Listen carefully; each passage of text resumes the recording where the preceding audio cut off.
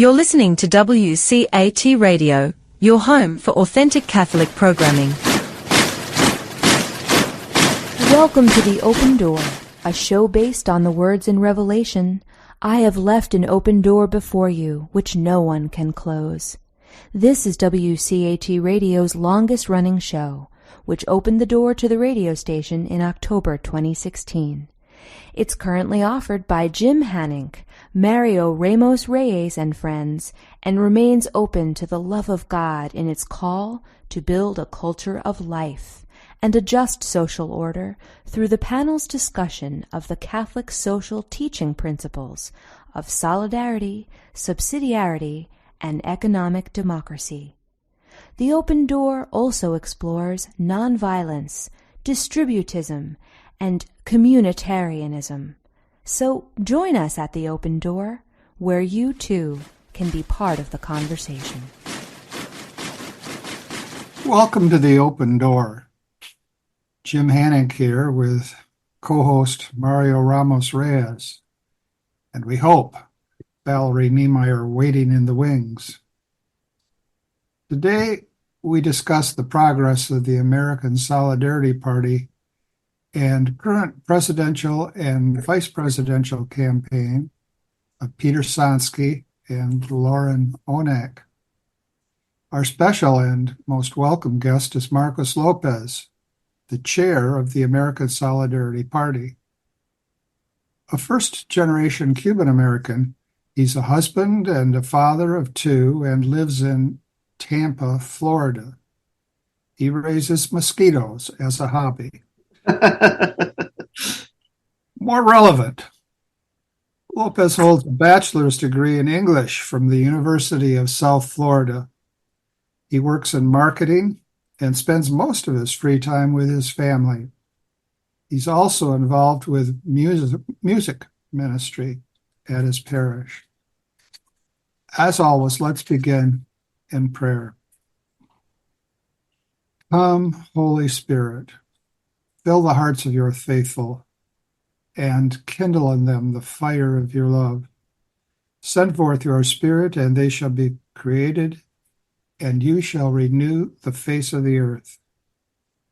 O God, who have taught the hearts of the faithful by the light of the Holy Spirit, grant that in the same Spirit we may be truly wise and ever rejoice in his consolation. Through Christ our Lord. Amen. Amen. Amen. Well, I want to get right to the key statistic.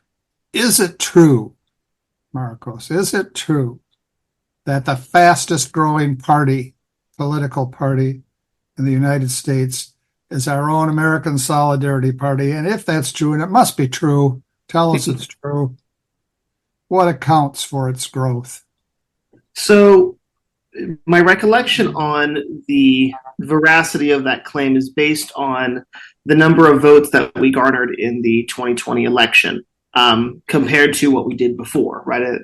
I think that statistic comes from however many votes we got in 2016 with Mike Maturin to then how many we ended up getting in 2020 with Brian Carroll. So in that sense, yes, right?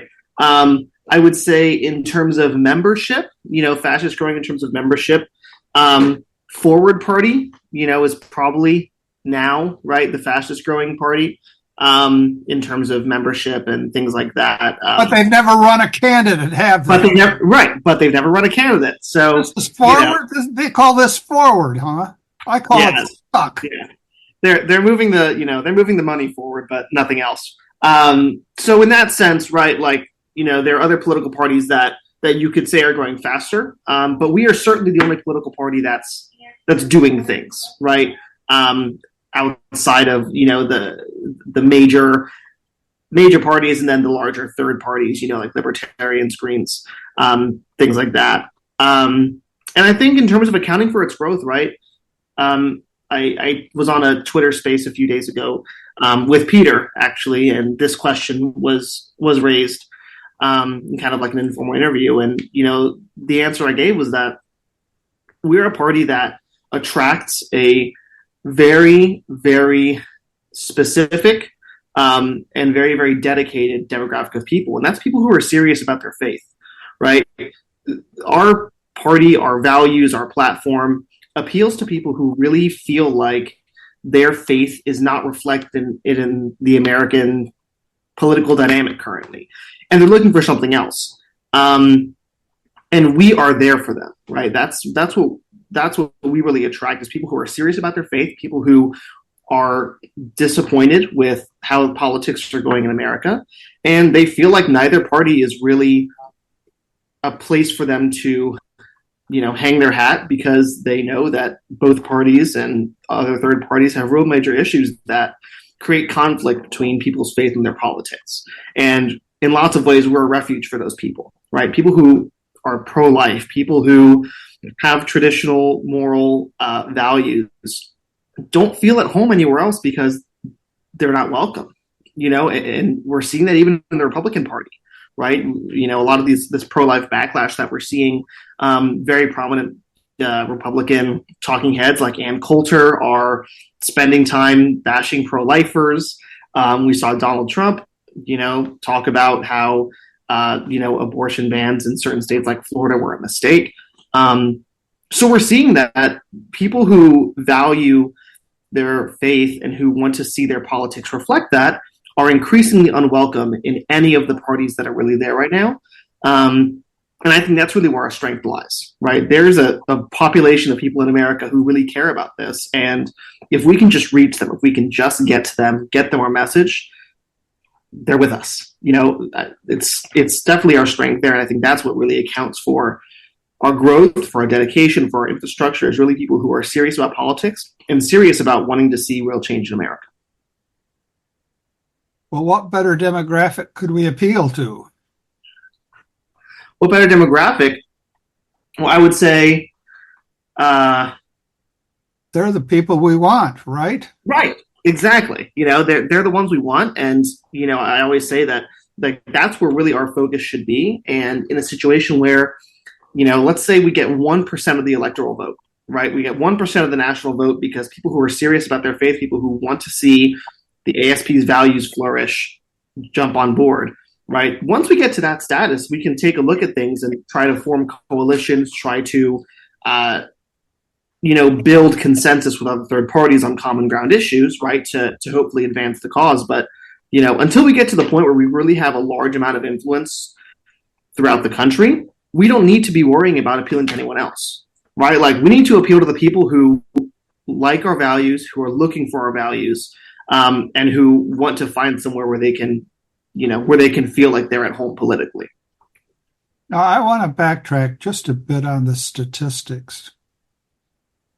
Is it the case that the Republican Party is actually losing members, and that's so for the Democratic Party as well?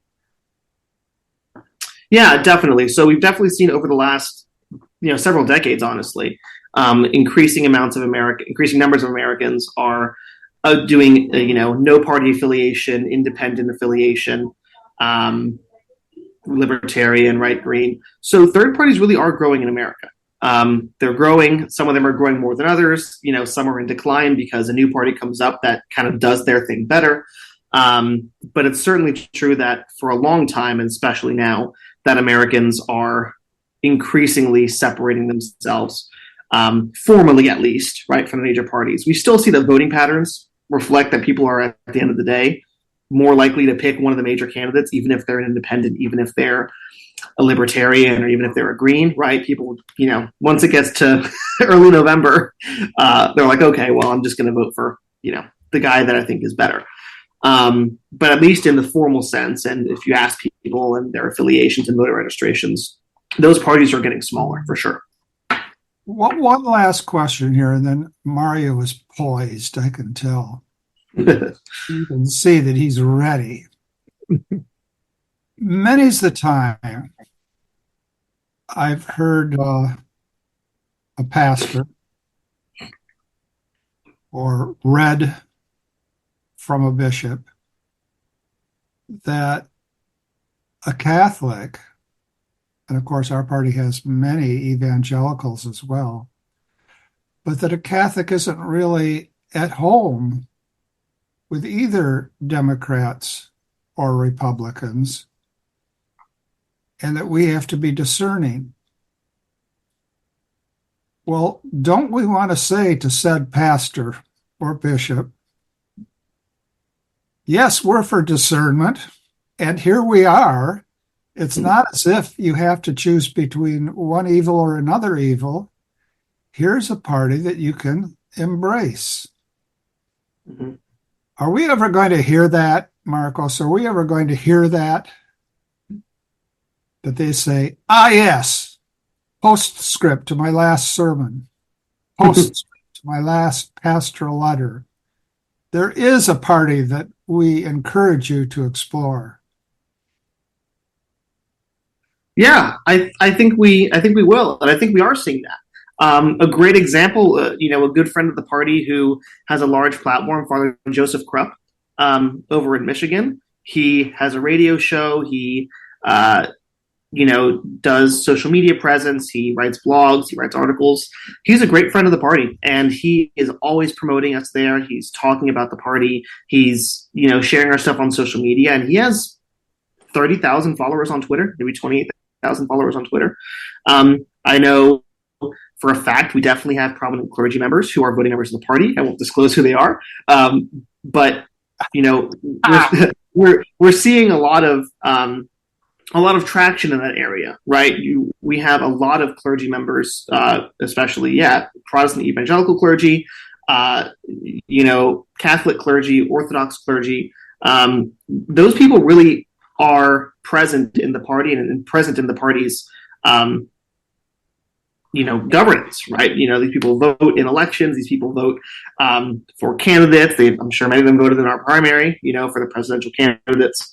And we're seeing this general shift, I think, among the prominent religious people, religious leaders in the country, of wanting another option and wanting to see something else. I was reading the name of the book escapes me. I was reading a collection of essays by Bishop Barron a few weeks ago, and he had a whole essay talking about how neither political party really fits with Catholic social teaching. He addressed this. He said it's true. He said we really have an issue. He referenced distributism in the essay, talking about how this is really something that we could get behind. The G.K. Chesterton, references really resonated with me, of course, because I was reading it and I was like, he's talking about us. He just doesn't even know it, or he does know it, and he's kind of having a hard time, dealing with the powers that be in terms of navigating that political landscape. Because I'm sure,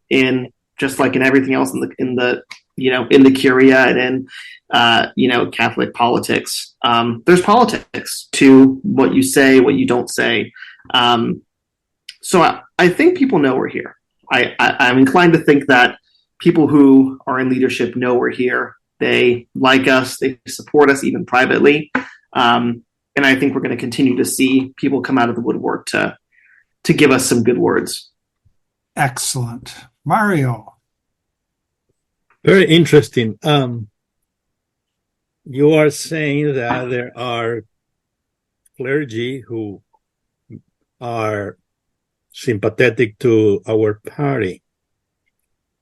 Now, the issue there is how then we distinguish between clerical party and a lay party.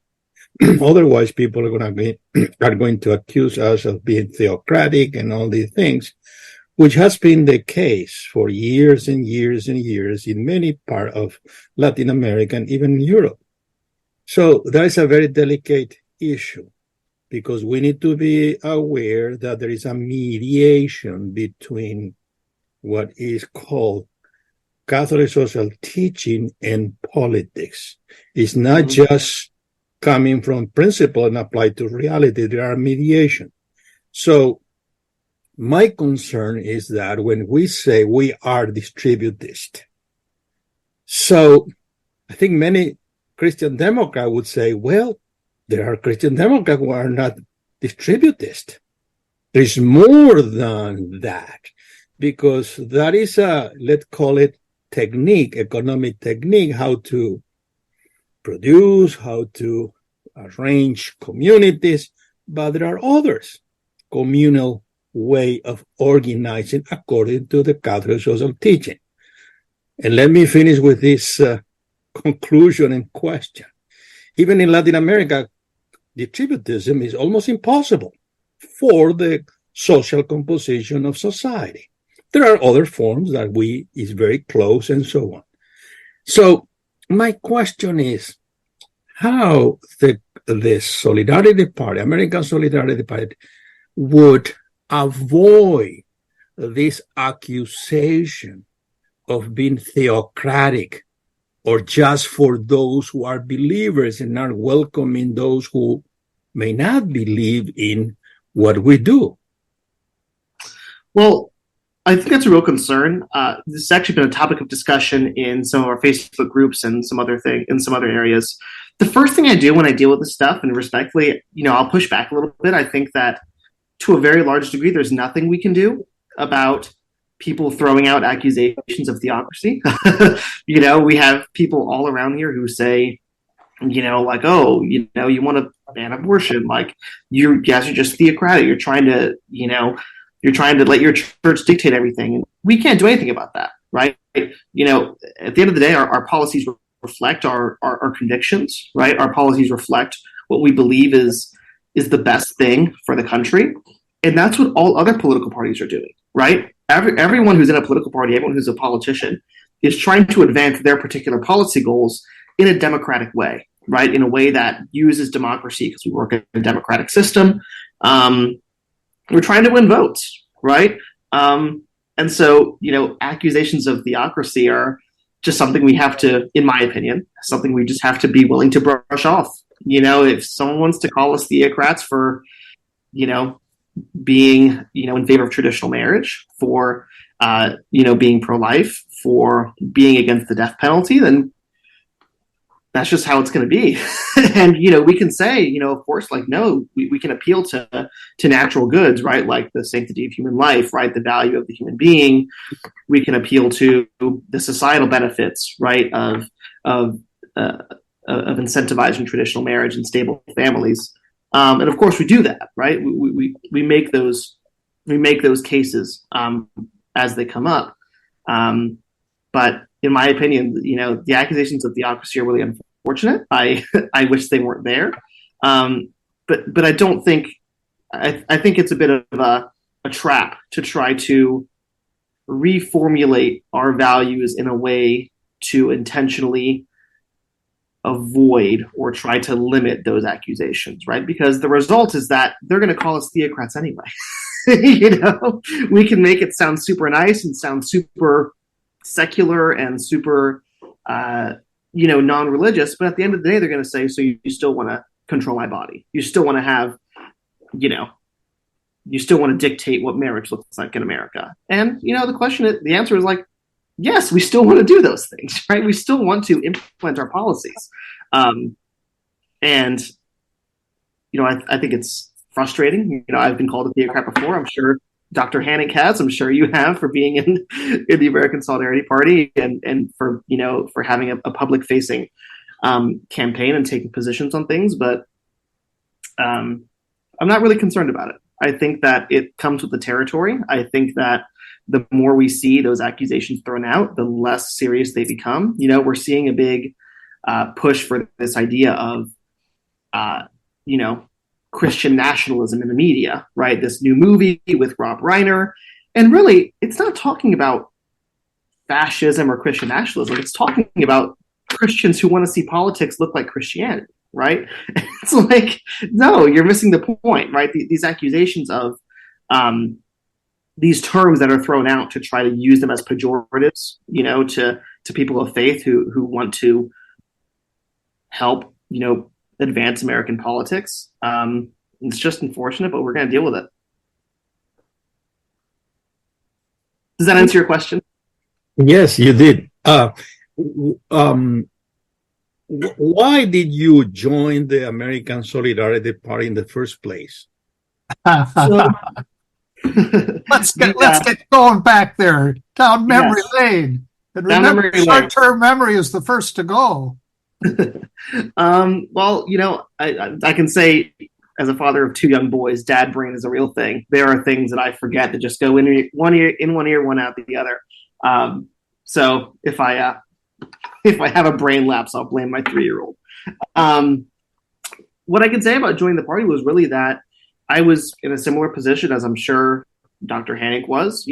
I was always someone who took my faith seriously. I'm a practicing Catholic. I've always gone to mass. I've always, kept up with the sacraments, gone to confession regularly. I took my faith seriously, and I didn't feel like the Republican Party, which is where I was a member, was really advancing any sort of policy beyond pro-life policy at the time that I felt was worth supporting. I was a Catholic, I was a Republican, but I was also a working class person. I was a dad. I'm a homeowner.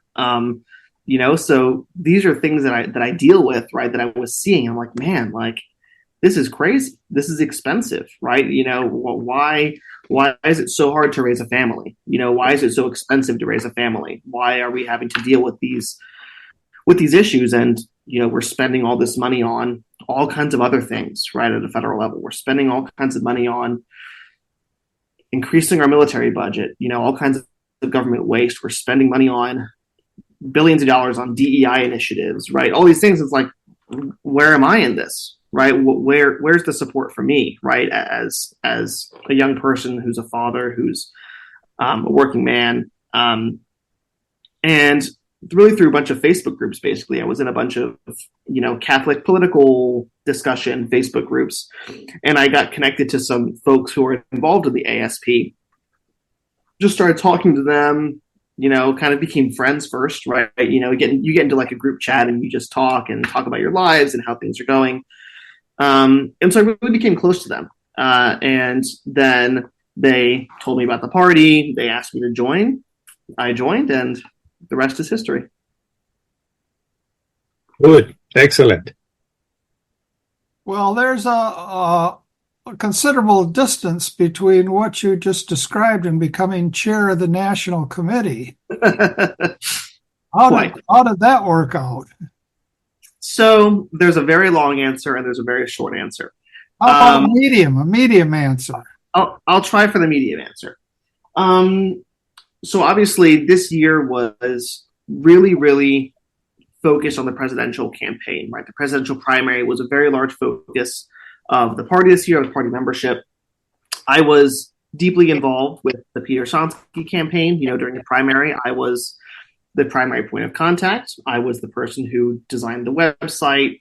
I, was assisting with social media. So in many ways, I was really Peter's right-hand man for getting things done, for, doing some clerical tasks, doing IT stuff because, and so I was really there, as an advisor too. He and I talked really, really thoroughly about the issues, about how we want the campaign to go, what our goals were. And really, Peter and I built a really strong friendship. We still have a great friendship. We talk all the time. And that's really, I think, where the push to put me in the chairmanship really came from, right? Was this idea of, the party needs to be focusing on its own things, but also focusing on supporting the presidential campaign, right, as much as possible, and working to give them publicity, give them, volunteer infrastructure, helping, with various support tasks, right? And Peter and I talked, and we really felt that the best dynamic to make sure that the party and the campaign are advanced as much as possible is for him and I to be, at the helm, so we can work with each other, discuss things, hash things out when needed, right? Because of course there are some, there's disagreements sometimes about how governance should look like and what should be done. And so during the convention, Peter explained his thought process. He really explained that he, would like to see me in the chairmanship, that he felt that I would be a good fit, to do the day in, day out decision making for the party and also kind of lead the way. And then the convention elected national committee members, and then I was elected chair. Does that answer? Is that the medium answer that you were looking for? It does. Shows us how things worked out. Mario. Yes, let's go back to something that I'm interested in knowing. Sure. You are a Cuban-American, first generation. Mm-hmm. So let's start with, what do you mean by first generation? So my father was born in Cuba. Okay. My father was born in Cuba. My mother, in Camagüey, where my father was born.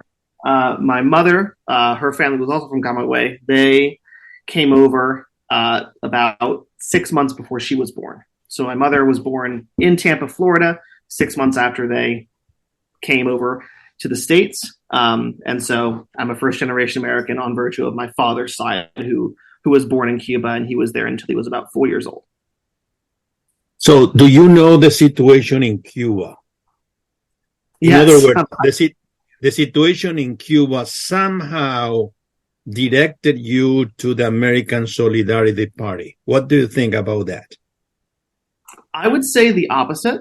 I would say that, and I'm sure you're probably familiar with it too. There's definitely a very, very strong anti-socialism, anti-communism, anti-big government sentiment, right, among Cuban Americans, right? And largely it's with good reason, right? I mean, you had a socialist regime that came in and took people's property and, did a bunch of crazy stuff and left people on the street. We're separating families, at points of departure. There's really horrible things. And so there's a lot of emotional scarring, emotional damage there, that is still very much ingrained in at least my family, right? And so I would say that was actually an obstacle for me joining the American Solidarity Party, was this feeling of like, I don't know if I, want to be part of this, like, distributism, kind of sounds like socialism, kind of, big government, universal healthcare thing. Like, I'm not sure if that's really like what like my family would want, things like that. And what I really did was I just looked at the facts. I just looked at the policies, and I said, like, I really do agree with this. It might not be what my family will want, or what my grandfathers and great grandfathers back in Cuba would. They'd probably look at this and be like, this is socialism, right? But that was an obstacle, but I definitely moved past it. And it was something that I had to really work through, and and like I said, in my heart, I really knew that these were the right policies that we were looking for and that America needs. But I just had that very strong cultural impulse in the other direction, right, that I had to really push through. And since then, it's been fine. And I talk to my parents about it all the time, and they're actually pretty supportive of the party and its ideas. And I think that the economic situation in the past few years has really helped, discussion about that, because it's like, this is expensive. We can't afford things. Groceries are, getting more expensive, gas. And so I think that sentiment about big government is always bad, quote unquote, big government, right, is always bad. This is terrible. We need to, lower taxes, or, whatever it is, that sentiment's largely going away, I would say, at least in my family, because they're just seeing how much things cost, and they're dealing with all these expenses that they're having to really work through. Let's get back to the National Committee for a bit. Great. We kind of go back and forth over our ideas here, and one thing leads to another. Now, there's a monthly open to the public meeting of the National Committee. And I'm sure that that's based on what's gone on in the week before that, and the week before that, and the week before that. What are some of the weekly challenges that you and the National Committee face? What comes up all the time? Yeah, definitely. So one of the things that comes up really often is we're in a situation now where some of the National Committee members also hold work portfolios with the party. So for example, Jack Turnin is the outreach director, right, on top of being a national committee member. And so a lot of the really week-to-week work of at-large national committee members is really just relating to helping out with whatever tasks they are assigned to, whatever tasks they want to help with. Bill Fleming helps out with state development more often because that's just where he likes to be. He doesn't have, a portfolio, but he is definitely there and he helps out, and that's where he spends a lot of his time. The National Committee itself, and this is something I'm happy about, really.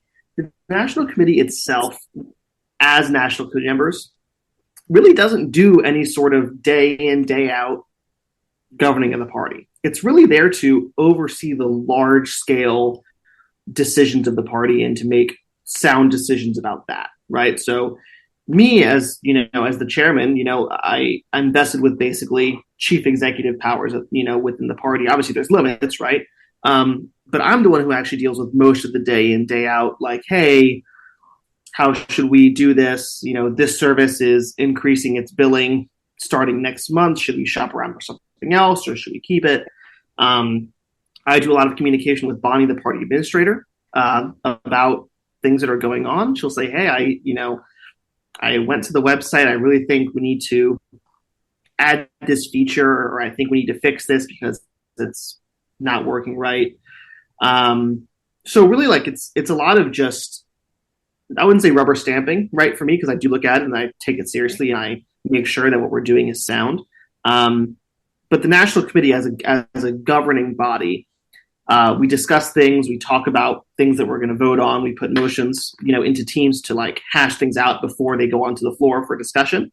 But we don't really have any sort of formal week-to-week governance, powwows, if that makes sense.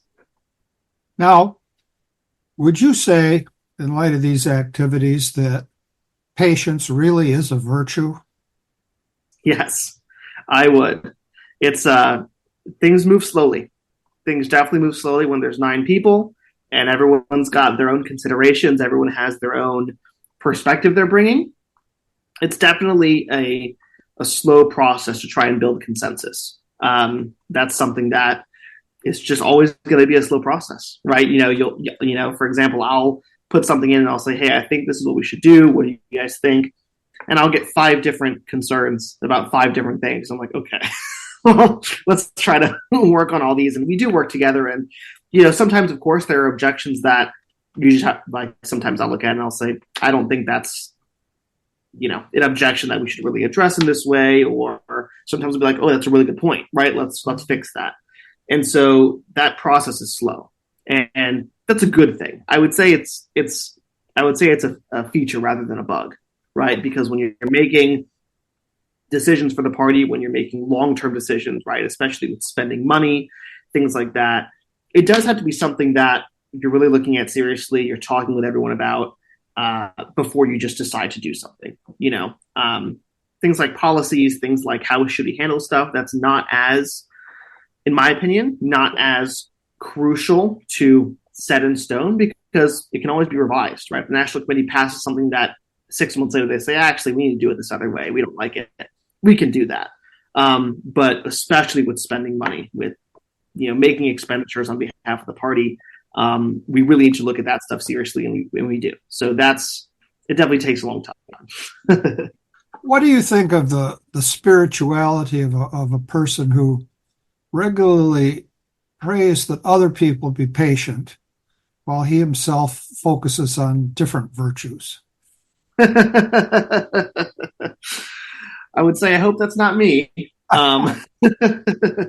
But that's all I'll say about that. All right. Mario. Jim, there is unity on the virtues. Yes, I thought you might bring that up. So your Thomism is getting weaker. No, I'm in denial on it. Okay. Going back to politics, can you tell us about Peter Sonski and Lauren Onak as a candidate, president and vice president of the American Solidarity Party? Yeah. So obviously, I think Lauren's been on the show, right? I don't think Peter has as well. Oh, has he? Okay. Back in the days when he was a lowly primary candidate. There you go. That's right. I forgot about that. So, Peter and Lauren are great. Like, that's the opening. They are dedicated. They're focused. They are really concerned about making sure things are going well. They're always looking for media opportunities, looking for fundraising opportunities. Obviously, you guys have seen they've been traveling across the country. Peter especially has been doing a lot of traveling. He was in Michigan. He was in Pennsylvania. He was in Tennessee, North Carolina, Washington, D.C. He's been in Florida several times on kind of work and party business. When he's come for work, we kind of make it work, and I'll drive to Orlando to make a campaign event out of it. So I'd say they're really focused, they're really serious. And in my opinion, this is me being biased, of course, because I was involved in the campaign and I'm close with both of them. We couldn't ask for better candidates. I know there's a lot of discussion about, and this is a later question that I know you guys can ask about, like attracting high profile people. And I think at this stage in our party, high profile people are great as long as they actually are willing to hold the line on the party values, right, and promote our values, right?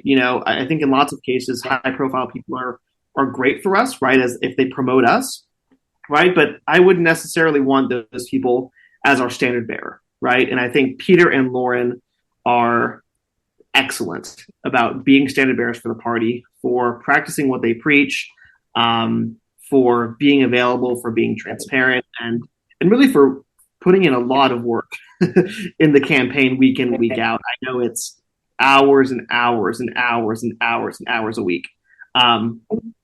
And I applaud them for that because I know I couldn't do it. Now, what about ballot access? That's critical. Yes. Ballot access is terrible. The process is terrible. So ballot access is every state has a Secretary of State, and every state has their own election laws, their own procedures. Every Secretary of State has their own procedures and policies. And our task is navigating all of those different sets of policies, all those different dates, different deadlines, different thresholds, different rules and regulations. And that's a hard job. It's not easy. I am quick to say that it's very Banana Republic-esque when you are looking at election laws and you're like, wait a second, we only have 2 weeks to collect these signatures and we have to get 5,000, or, the filing fee for getting on ballots, like $25,000, or a state with a low population, like Connecticut, for example, they require 10,000 signatures to get on the ballot. That is an enormous expense, right? And so we're doing pretty well there, actually. The bright side is that we're navigating it pretty well. The National Committee, I can say this, I don't think it's going to be in the minutes of the next meeting. The National Committee just approved an expenditure to get 1,000 voter registrations in Louisiana, which once we get that done and we file everything and turn our paperwork, we will have party level access in Louisiana. So when Peter and Lauren are on the ballot there, it won't say independent. It'll say American Solidarity, which is great. I know, in lots of other cases, when you pay as an independent candidate, it just says independent, right? But that'll be awesome, right? Louisiana is a great state for us demographically. It's a great state with lots of religious people. Another state that we're looking to have, we will have access in is Hawaii, which is great. We've got the signatures there already, and we've just got to file the paperwork. We're already on the ballot in Arkansas. That's remaining from the last election cycle. We have access there still. And we're looking at other opportunities. Utah is another state that is a likely state where the campaign will have access. As independent candidates. Not sure if you guys saw, RFK recently sued the Utah Secretary of State for having these ridiculous election laws. And there was some goodwill negotiation that happened, and a deadline was pushed back to be able to, make it easier for them to get on the ballot there, and other third-party candidates as well. I think I'm trying to think of other states. There's so many. It's honestly hard to keep track sometimes. There's a whole spreadsheet for the thresholds and things that we're looking at. It's very interesting that when the media discuss third-party candidates such as Cornel West, one of the very first things that comes into the discussion is, well, will there be time to get ballot access? Do they understand how hard it is to get ballot access? That's a core issue. Yep, and we're seeing that a lot, especially these third-party candidates who haven't been part of a political party before, right? I think Cornel West is a great example. He's prominent as a thinker, prominent as a public figure, but he's never run for office. He was not involved in a large-scale campaign, and so when you walk into a presidential campaign, you go, "Oh my goodness, these rules are nuts." It really it tempers your expectations quite a bit when you're looking at these things, and you go, "Okay, so we only have so much money, or we only have so much time, right?" You have to prioritize. What's the highest priority? What's the best value for us? And that's something that we look at too, right? It's like, okay, well, this much money, how many electoral votes does it get us in 2024 if it's party access and it's for 2 cycles, right? Like doing that math to really try to find the best value for us is a strong consideration for when we're making these decisions. I guess in the last presidential election, while we did very well in Illinois and had ballot access, we were lucky to get it. We could have easily been challenged, but everybody was too distracted. Yes. All right. Mario. Going to the marketing, you are an expert in marketing. I wouldn't say expert. I work in marketing. Well, yeah, you know more than I do. So, Sure. How the party or anyone involved in the American Solidarity Party can promote the party? Imagine you are like me, who doesn't know anything about marketing and want to get out the idea of the Christian Democratic Party, Catholic social teaching, and so on. What would be the best way to approach this need?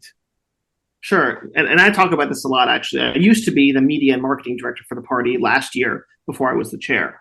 And it was funny because I was kind of like, it was self-deprecating, and I would actually disparage my own portfolio in lots of ways, because at every meeting I would say, yeah, we're posting on Facebook, we're posting on Instagram, we're posting on Twitter. But the best thing you can do to grow the party is just to talk about it to your friends and family. Like, that's it. It really is that simple. Of course, like things like Facebook, things like email marketing, stuff like that's helpful, right? And it gets engagement. But at the end of the day, it really is a grassroots movement, and we have to act like it. We have to talk to friends and family, people who we know share the same concerns that we do, people who share the same values, or at least similar values, right? I know before the delegate convention this year, I got like 10 people in my friend circles to join the party, and that's not something a social media post is going to do, right? It's using that rapport that you have with people, using those friendships to really, cash something in. Like, hey, like I really need you to support this. This is great. I really aligns with our values, whether it's as an evangelical or as a Catholic. Just having those conversations is really the best thing. We have marketing, we do all sorts of stuff like that. But just sitting down and just having discussions with your friends and family is way more effective than making a Facebook post. It's way more effective than, flyering a town. There's so many flyers out there. There's so many marketing ads. There's so much crap that we see all the time, every day that we're bombarded with. Having something like a political party stick out is really hard. So a person-to-person interaction where you say, listen, I think you need to be a part of this is absolutely the most effective thing to do. And that's a good thing, right? Like that should be reassuring in lots of ways. People who ask that, like, how can I help? I can tell you how you can help. Get people to join. Talk to your friends.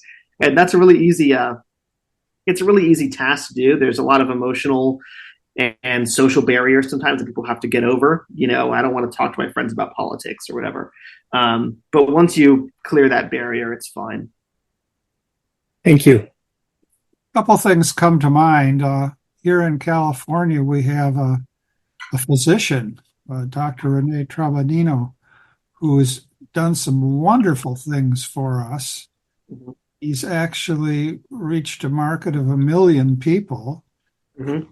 He does it using a picture of a family. That's a very moving picture. And then along with the picture, there are a few basic statements about the party. And he's ingenious. You have limits about what you can advertise on Facebook. Mm-hmm. It's directly political. So one of the things he does is he advertises in outlets that are showing soccer games. And lots of people are watching the soccer games. And then they see us.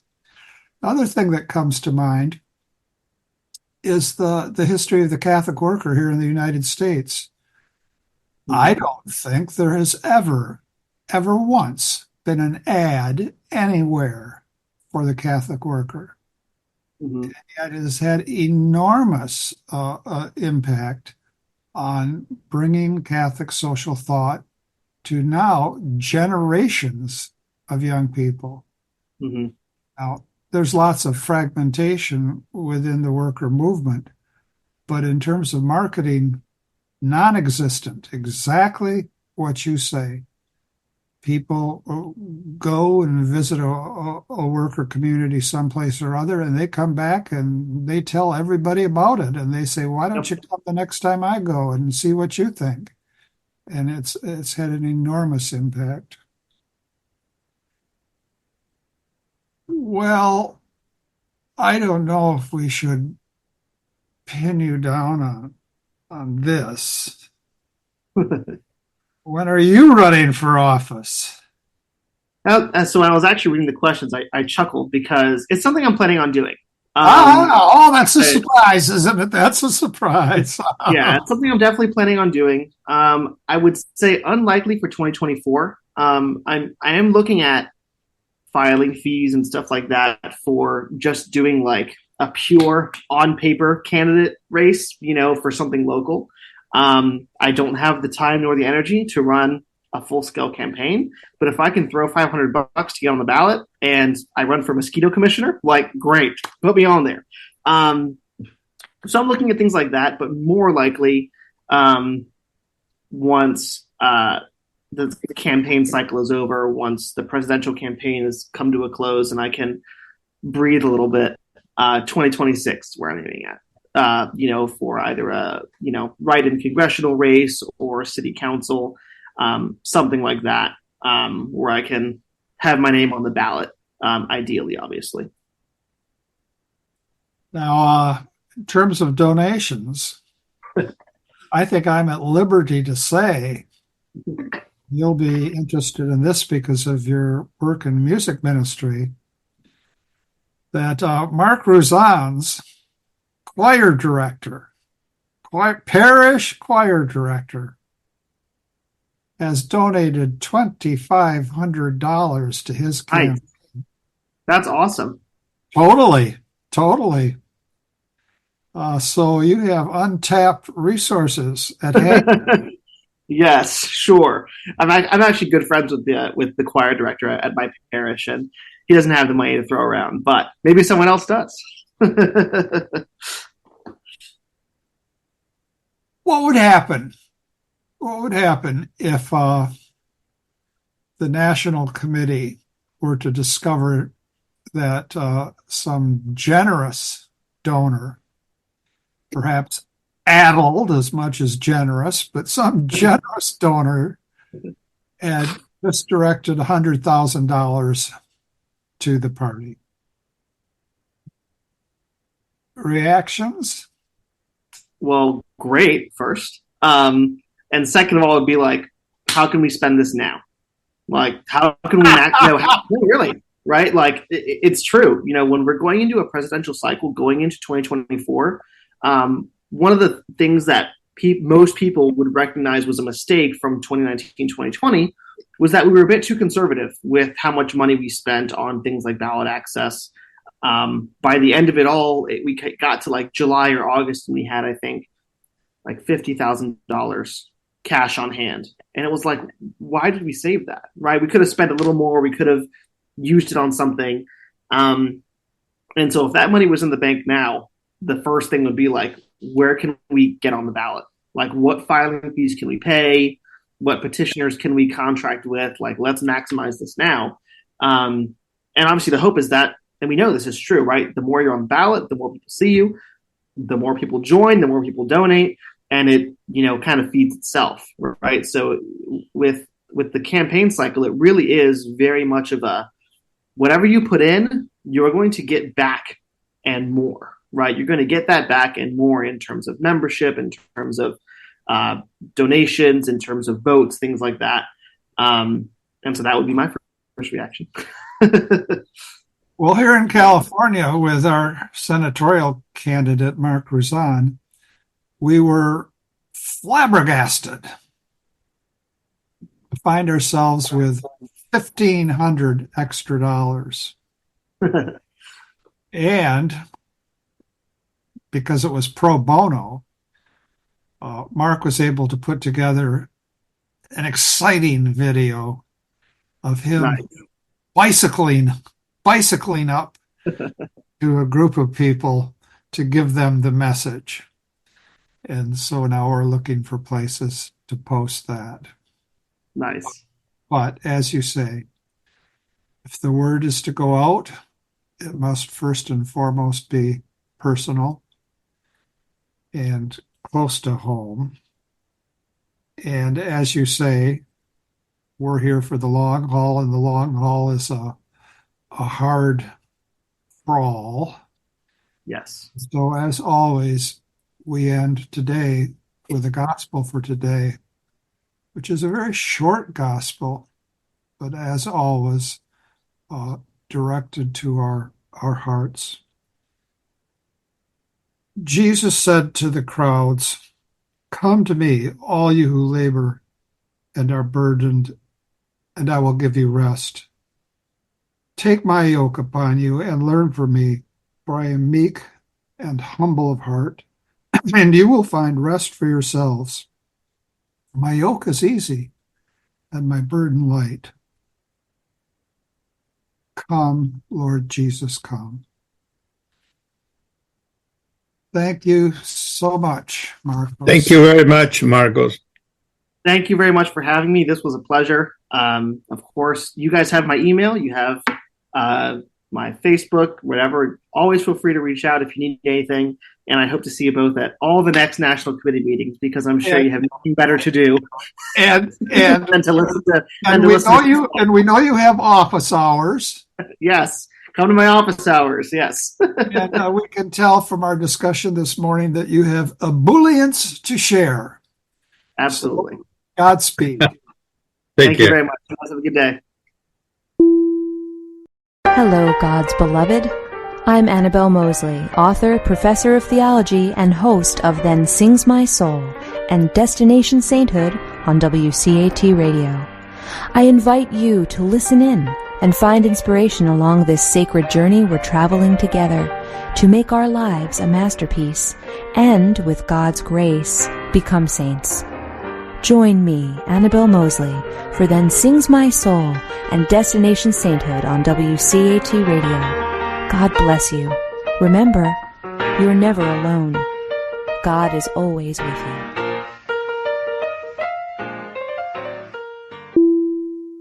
Thank you for listening to a production of WCAT Radio. Please join us in our mission of evangelization. And don't forget, love lifts up when knowledge takes flight.